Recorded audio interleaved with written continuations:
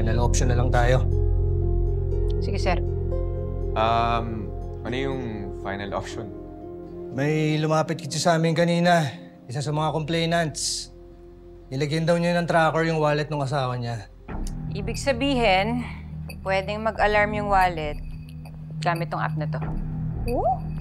Talaga? Aba, ganun pala. Nako, Ayos yan ah. parang dapat yata lagyan ko rin yung wallet mo no? Eh, ikaw bahala. Nako. Ring yung. Okay lang? Oo, rin nyo para malaman natin. Tapos mag-alarm, di malaman natin. Okay yan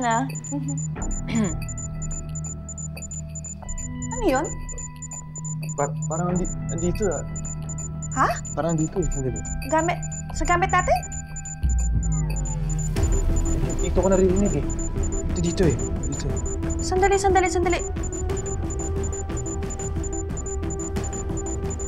Hala. Oh. Uy, ano yan? Sir!